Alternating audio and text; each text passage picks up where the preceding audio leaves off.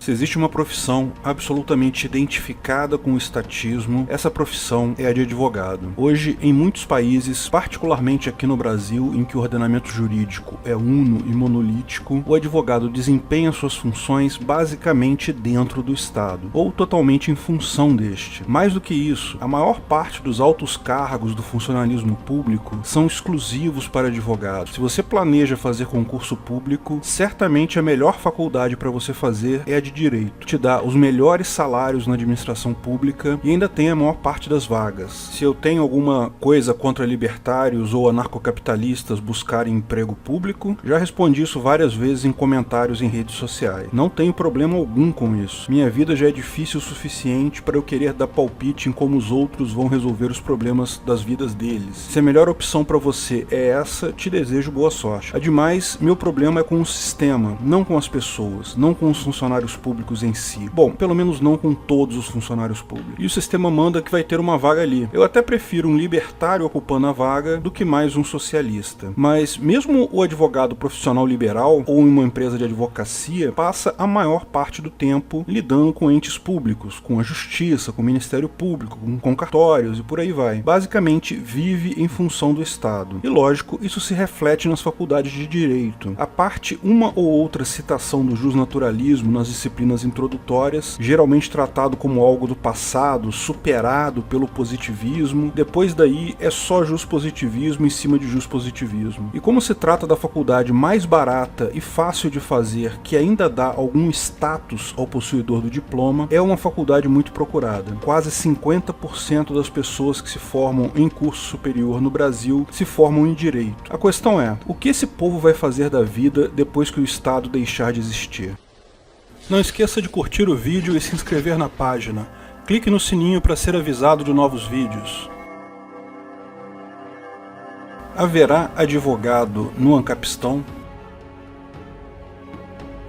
Importante notar que, embora seja uma profissão hoje majoritariamente atuando junto ao Estado, é um erro encarar a atividade do advogado como algo favorável para o Estado. Uma das grandes áreas do direito, uma das áreas em que o advogado, os profissionais liberais, empresas de advocacia mais ganham dinheiro, é no chamado direito tributário, que consiste em defender empresas de tributações indevidas ou processar o governo por leis de tributação indevida. Nessa linha, é uma atividade altamente agorista, de luta contra o governo e de preservação da liberdade de empresas e indivíduos. Também existe um grande mercado de consultoria para advogados nas áreas de contratos privados, aluguel de imóveis e outras áreas em que o advogado atua praticamente no mercado, sem precisar de quase nenhuma interação com o governo. Em grandes empresas, em negócios entre elas, é muito comum também o uso de tribunais de arbitragem, que são tribunais privados. O conceito libertário de justiça privada já existe e funciona hoje em dia, mas hoje é restrito a empresas que assinam um contrato com a chamada cláusula de arbitragem. E lógico, isso tem um custo. Por que essas empresas pagam esse custo adicional? Porque é uma justiça muito mais rápida, eficiente, isenta de ideologias políticas. Para o povo em geral, ainda é algo caro, posto que toda a população já paga a extremamente cara e absolutamente ineficiente e demorada justiça pública. E como as empresas fazem isso? Como acionam esses tribunais? Sim, elas usam advogado. É um erro achar que advogados atuam apenas em justiça pública. Eles atuam hoje em justiça pública porque essa é a realidade no mercado. Existe muita demanda de gente querendo entrar em ações na justiça pública. E o advogado, como todo profissional, vai aonde o dinheiro está. E lógico que advogados hoje trabalham com a legislação estatal. Todo mundo tem que reconhecer os princípios básicos. Todo advogado precisa ficar atento às mudanças. Sabe como é? A lei positivada muda a toda hora. Se você terminou o curso de Direito há um ano atrás e não se manteve atualizado, você vai ter problema. Mas a função do advogado é muito mais do que simplesmente preencher petições iniciais de acordo com a legislação corrente. Aliás, se você tem um caso qualquer e quer entrar com uma ação, digamos, no juizado especial civil ou na justiça trabalhista, onde não é preciso ter um advogado para entrar com a ação, você pode encontrar os modelos aos milhares na internet sobre como fazer isso. Você mesmo consegue preencher a ação e dar entrada nela e depois seguir os procedimentos procedimento que você também consegue encontrar pela internet. Essa parte do trabalho do advogado é puramente mecânica, não tem segredo. Ok, eu preciso fazer uma ressalva aqui que muitos advogados só sabem fazer isso mesmo, são meros despachantes, tá cheio deles por aí. Mas essa não é a essência do trabalho do advogado. Agora, tirando então essa parte sobre saber qual formulário preencher, qual é exatamente o trabalho de um advogado? Basicamente, é evitar e resolver conflitos humanos. Evitar conflitos escrevendo contratos privados entre empresas ou entre pessoas, ou entre empresas e pessoas, que especifiquem leis privadas razoáveis e factíveis, que não vão deixar o seu cliente nem a outra parte em maus lençóis. E isso é algo extremamente difícil de fazer, porque se você considera todas as possíveis situações de um contrato, vai acabar com um contrato com 10.000 páginas que ninguém vai ter coragem de assinar porque ninguém vai conseguir ler. Por outro lado, se deixar alguma situação de fora, você pode estar abrindo um flanco que vai levar o seu cliente à falência. Existem, lógico, padrões de contrato para um monte de coisa na internet, mas um bom contrato vai considerar as peculiaridades, as situações e os históricos das partes. Existe, no final, uma avaliação de risco que o bom advogado vai antever por experiência e estudo para indicar quais cláusulas devem ser colocadas nesse contrato. Mas, mesmo o contrato mais perfeito está sujeito a problemas. Pode surgir uma situação que não está prevista ali, as partes podem divergir sobre a interpretação de uma cláusula. Como em qualquer conflito, a melhor linha de ação é, antes de mais nada, tentar resolver a coisa amigavelmente. E aqui o papel do advogado já é fundamental. Veja, quando duas partes estão em conflitos, ela tem, além dos problemas reais, materiais discutidos, toda uma carga emocional. É fácil ver isso, por exemplo, em situações de divórcio. As partes literalmente estão se odiando no momento e qualquer coisa que uma parte alegue, a outra vai querer contestar, nem que seja por birra. É impossível negociar qualquer coisa porque as partes querem brigar, elas não querem resolver o problema. Muitas vezes é mais fácil um advogado falando com outro advogado resolver a questão e chegar a um meio termo razoável, e depois cada advogado vai convencer a sua parte a aceitar aquele termo, porque os advogados vão estar focando no problema real, não na carga emocional. Houveram vários casos que resolvi assim, antes mesmo de entrar na justiça, conversando com a outra parte ou com o advogado da outra parte. O mero isolamento da questão emocional já ajuda. O resto é técnica de negociação pura, saber o que o seu cliente quer, o que ele aceita ceder, o que ele não aceita, qual o objetivo do seu cliente, qual o objetivo da outra parte, e negociar de forma a não deixar claro nenhum desses objetivos no final. Enfim, negociação pura e simples. Mas lógico, nem sempre é possível resolver amigavelmente. Então, em algumas situações, será necessário acionar uma justiça privada. O advogado vai atuar aqui também, pois embora a tarefa seja executada em um tribunal privado, os requisitos da ação são basicamente os mesmos. Você tem que identificar as partes de forma individual e não ambígua, você precisa apresentar fatos e evidências desses fatos, você precisa incluir alegações e argumentar tais alegações com base no contrato, nos princípios éticos e no direito aplicável. Tudo isso precisa ser escrito em linguagem simples, de fácil entendimento, pelos juízes ou juiz que vão julgar tal ação, com o mínimo comprometimento possível da estrutura lógica do argumento. Dependendo de como for o tribunal em que o caso vai ser julgado, é importante falar e argumentar diretamente para o juiz. É algo que qualquer um pode fazer, mas quem tem experiência, está acostumado a argumentar, tem maior chance de sucesso. Agora, lógico que, sem o governo, o processo de se tornar um advogado seria radicalmente diferente, porque não haveria uma definição centralizada do que é um advogado, ou de quem tem capacidade de advogar. Não haveria uma OAB. Ou melhor, pode até haver uma OAB, mas evidentemente você não seria proibido de exercer a profissão se não estivesse inscrito nela. De forma similar às demais profissões, qualquer pessoa que se dissesse um advogado seria um advogado. Mas, lógico, na hora de contratar um advogado, você não deve acreditar apenas na palavra desse. O mais provável é que surgiriam empresas de certificação profissional, como já são comuns na área de tecnologia da informação. Hoje, se você se diz analista de sistemas, você é um analista de sistemas. Você diz programador, você é programador. Eu trabalhei com programadores profissionais que não tinham terminado nem o ensino médio. E, por mim, desde que desempenhem suas funções corretamente, não vejo qualquer distinção no local ou na forma como tal capacidade foi adquirida. Mas, na hora de contratar, as pessoas vão querer que você tenha uma certificação de programação Java, da Sun, vão querer que você tenha certificação em ABAP 4 da SAP, ou alguma outra certificação qualquer. Da mesma forma, embora não seja obrigatória, uma certificação OAB para advogados é um diferencial importante, mas podem surgir outros padrões além da OAB, podem haver outras certificadoras, algumas mais fáceis, outras mais difíceis. Evidentemente, Consequentemente, o mercado vai regular as melhores certificadoras profissionais. Se os clientes veem valor no certificado X, vão exigir tal certificado, profissionais que tenham tal certificado vão ganhar mais, outros profissionais vão querer obter o certificado X para também ganhar mais. A empresa que emite o certificado X vai lucrar e prosperar. Se o certificado Y não é visto como algo de valor no mercado, ninguém vai se interessar em obtê-lo, o mercado se encarrega de levá-lo à insignificância. Com isso, o foco passa a ser muito mais a capacidade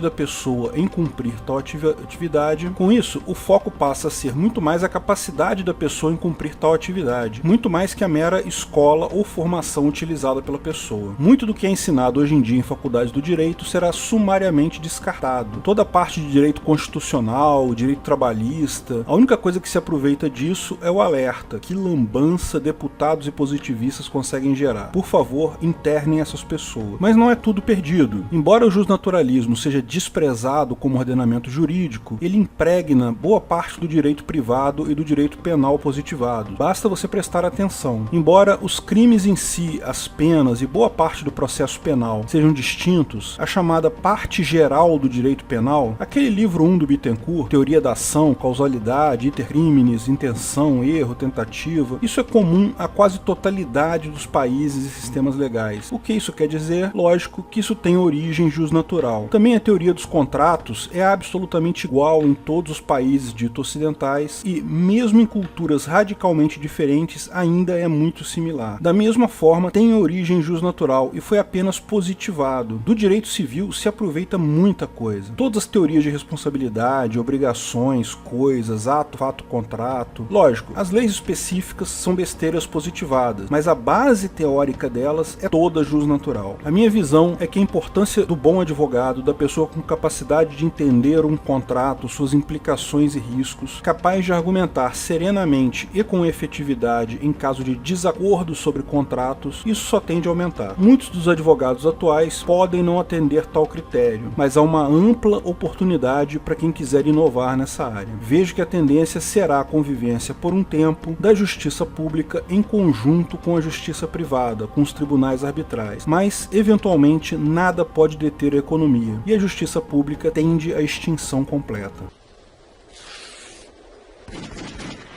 Obrigado por assistir nosso vídeo. Comente abaixo se tiver dúvidas ou sugestões de novos temas.